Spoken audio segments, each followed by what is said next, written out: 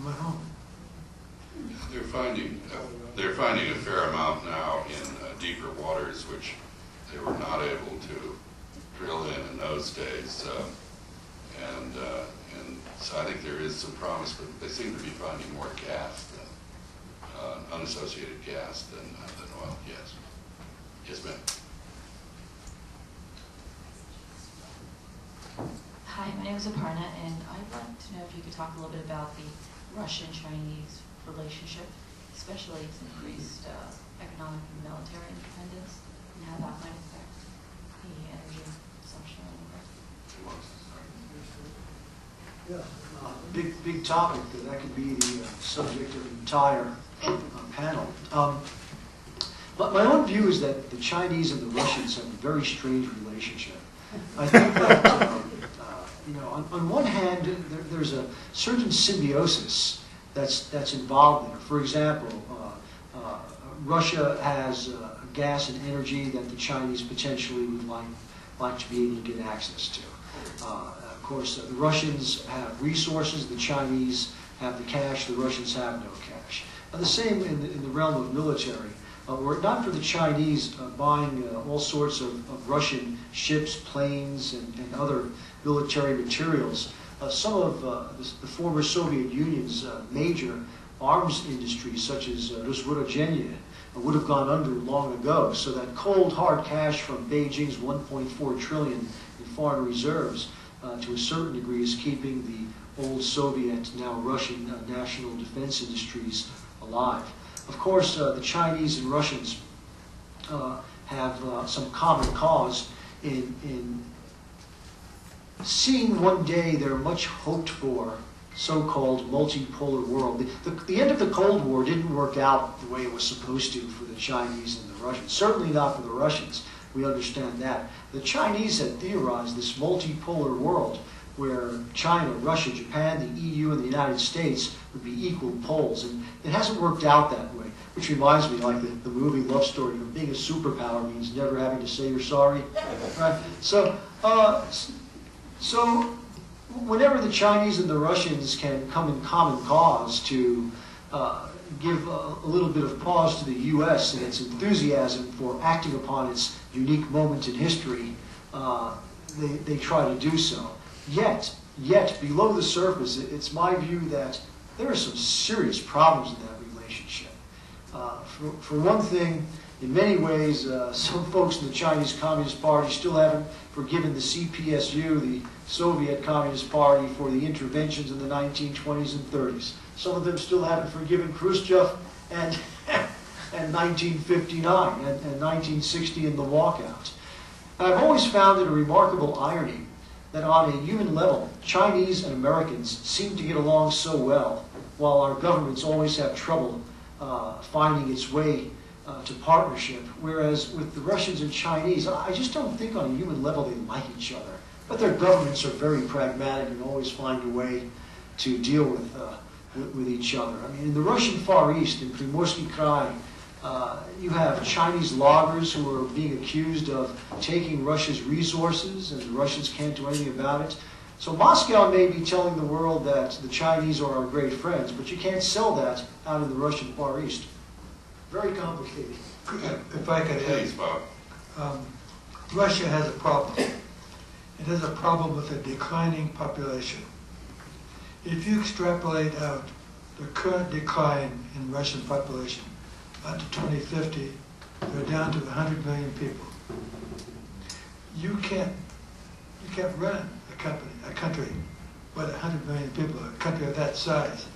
You think the Chinese sitting to the south of the border with 1.3 billion people don't look at that vast expanse of East Siberia, which is basically empty, and say, we ought to go across the border and see what we can find there.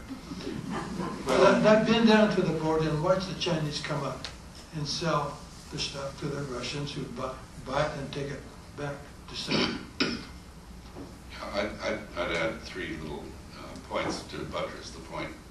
This is a strange relationship. The first encounter between Chinese and Russians took place in 1644 when Cossacks came across and began to explore what is now the Russian Far East, which was then considered part of China. This was right after the fall of the Ming Dynasty, the new Qing Dynasty. The Manchus had inherited the Forbidden City and the emperor's palaces, and among the things they'd inherited was an empty zoo. And so they sent a scientific expedition into Siberia to collect plants, animals, and the like to restock the zoo on the Arboretum for the emperor. And they ran into these Cossacks who were hungry and promptly ate most of the Chinese expedition.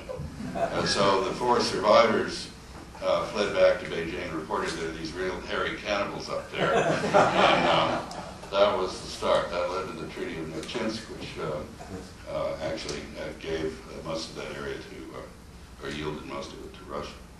The second point I'd make is that this is economics at work. About 60% of the world's paper recycling is done in China. You don't know it, but when you give your paper in for recycling here, very often it ends up being shipped to China, where it is recycled. However, you can't recycle paper without adding pulp, which means chopping down trees. So much of Siberia is being clear-cut in order to recycle American paper in China. Same for plywood also. And save for plywood, too.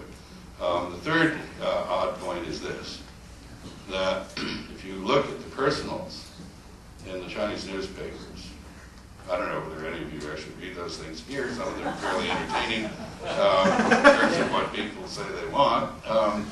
But if you read the personals in the Chinese press, what you find is a lot of Russian women advertising for Chinese husbands. Why? Because Russian husbands die of alcoholism, don't do the dishes, and can't cook. And Chinese live to a good old age and are helpful around the house, and generally are not drunk. So there is this odd effect of the demographic collapse in the former Soviet Union, where the drunken geezers on the Russian side are being replaced with sober ones from China. Yes. No one seems to address the topic of corruption, which I speak about. It's my understanding that China is still riddled with massive corruption in the infrastructure. A, is that being lessened? B, is it gonna, if it's not, is it going to slip over into their deal making in the Middle East, or is it? And C, is it preventing it from becoming a real player, so to speak? And I actually or think, is it not corrupt? no, I think actually, one of the main things you have to remember about corruption is that the only people who complain about it are the ones who aren't getting their cut. And I think the Chinese have a serious problem with corruption, but it's far from the worst in the world. Yeah, I think I would say that, yeah, there's a big corruption problem out there, but corruption is only corruption when it's not supposed to be done.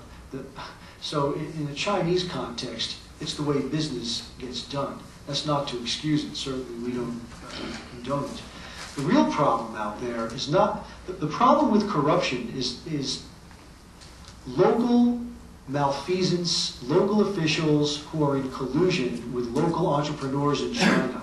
The unholy alliance between Communist Party cadres and local governors and business people who are making deals at the expense of the Chinese people. This is what these riots are about that Chaz was talking about, where a local party secretary, without authorization or rule of law, sells the land of a village to a Shanghai real estate developer, and all of a sudden Granny has to leave the ancestral plot.